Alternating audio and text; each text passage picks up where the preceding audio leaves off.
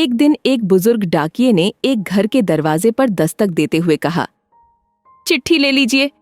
आवाज सुनते ही तुरंत अंदर से एक लड़की की आवाज गूंजी, अभी आ रही हूं, ठहरो। लेकिन लगभग 5 मिनट तक जब कोई न आया तब डाकिये ने फिर कहा, अरे भाई, कोई है क्या? अपनी चिट्ठी ले लो, मुझे और बहुत जगह जाना है, मैं ज्यादा देर इंतजार नहीं कर सकता। लड़की की फिर आवाज आई, डाकिया चाचा, अगर आपको जल्दी है तो दरवाजे के नीचे से चिट्ठी अंदर डाल दीजिए, मैं आ रही हूं, कुछ देर और लगेगा।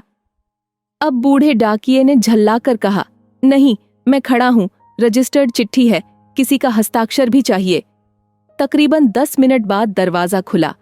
डाकिया इस देरी के लिए खूब झल्लाया हुआ तो था ही, अब उस लड़की पर चिल्लाने ही वाला था, लेकिन दरवाजा खुलते ही वह चौंक गया और उसकी आंखें खुली की खुली रह गईं। उसका सारा गुस्सा पल भर में फुर्र हो गया। उसके सामने एक नन्ही सी अपाहिज कन्या, जिसके एक पैर नहीं थे, खड़ी थी। लड़की ने बेहद मासूमियत से डाकिये की तरफ अपना हाथ बढ़ाया और कहा, दो मेरी चिट्ठी। डाकिया चुपचाप डाक देकर और उसके हस्ताक्षर लेकर वहां से चला गया। वो अपाहिज लड़की अक्सर अपने घर में अकेली ही रहती थी। उसकी माँ इस दुनिया में नहीं थी और पिता कहीं बाहर नौकरी के सिलसिले में आते जाते रहते थे। उस लड़की की देखभाल के लिए एक काम वाली बाई सुबह शाम उसके साथ घर में रहती थी, लेकिन परिस्थितिवश दिन के समय वह अपने घर में बिल्कुल अकेली ही रहती थी। समय निकलता गया। महीने 2 महीने में जब कभी उस लड़की के लिए कोई डाक आती, डाकिया एक आवाज देता और जब तक वह लड़की दरवाजे तक न आती तब तक इत्मीनान से डाकिया दरवाजे पर खड़ा रहता। धीरे धीरे दिनों के बीच मेलजोल और भावनात्मक लगाव बढ़ता गया। एक दिन उस लड़की ने बहुत गौर से डाकिये को देखा तो उसने पाया कि डाकिये के पैर में जूते नहीं हैं। वह हमेशा नंगे पैर ही डाक देने आता था। बरसात का मौसम आया। फिर एक दिन जब डाकिया डाक देकर चला गया तब उस लड़की ने जहां गीली मिट्टी में डाकिये के पांव के निशान बने थे, उन पर कागज रखकर उन पांवों का चित्र उतार लिया। अगले दिन उसने अपने यहाँ काम करने वाली बाई से उस नाप के जूते मंगवाकर घर में रख लिए। जब दीपावली आने वाली थी, उससे पहले डाकिये ने मोहल्ले के सब लोगों से त्योहार पर बख्शीश चाही। लेकिन छोटी लड़की के बारे में उसने सोचा कि बच्ची से क्या उपहार मांगना, पर गली में आया हूं तो उससे मिल ही लूं। साथ ही साथ डाकिया ये भी सोचने लगा कि त्योहार के समय छोटी बच्ची से खाली हाथ मिलना ठीक नहीं रहेगा।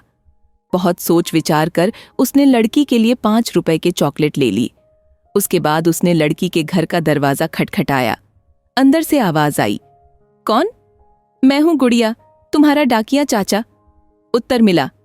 लड़की ने आकर दरवाजा खोला तो बूढ़े डाकिये ने उसे चॉकलेट थमा दी और कहा, ले बेटी, अपने गरीब चाचा के तरफ से। लड़की बहुत खुश हो गई और उसने कुछ देर डाकिये को वहीं इंतजार करने के लिए कहा। उसके बाद उसने अपने घर के एक कमरे से एक बड़ा सा डब्बा लाया और उसे डाकिये के हाथ में देते हुए कहा, चाचा, मेरी तरफ से दीपावली पर आपको यह भेंट है। डब्बा देखकर डाकिया बहुत आश्चर्य में पड़ गया। उसे समझ में नहीं आ रहा था कि वह क्या कहे। कुछ देर सोचकर उसने कहा, तुम तो मेरे लिए बेटी के समान हो, तुमसे मैं कोई उपहार कैसे ले लूं बिटिया रानी? लड़की ने उससे आग्रह किया कि चाचा, मेरी इस गिफ्ट के लिए मना मत करना, नहीं तो मैं उदास हो जाऊंगी। ठीक है, कहते हुए बूढ़े डाकिये ने पैकेट ले लिया और बड़े प्रेम से लड़की के सिर पर अपना हाथ फेरा, मानो उसको आशीर्वाद दे रहा हो। बालिका ने कहा, चाचा, इस पैकेट को अपने घर ले जाकर खोलना। घर जाकर जब उस डाकिये ने पैकेट खोला तो वह आश्चर्यचकित रह गया, क्योंकि उसमें एक जोड़ी जूते थे। उसकी आंखें डबडबा गईं।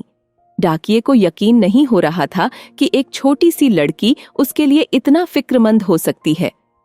अगले दिन डाकिया अपने डाकघर पहुंचा और उसने पोस्टमास्टर से फरियाद की कि उसका तबादला फौरन दूसरे इलाके में कर दिया जाए। पोस्टमास्टर ने जब इसका कारण पूछा तो डाकिये ने वे जूते टेबल पर रखते हुए सारी कहानी सुनाई और भीगी आंखों और रुंधे गले से कहा, सर, आज के बाद मैं उस गली में नहीं जा सकूंगा। उस छोटी अपाहिज बच्ची ने मेरे नंगे पांवों को तो जूते दे दिए, पर मैं उसे पांव कैसे दे पाऊंगा? इतना कहकर डाकिया फूट फूट कर रोने लगा।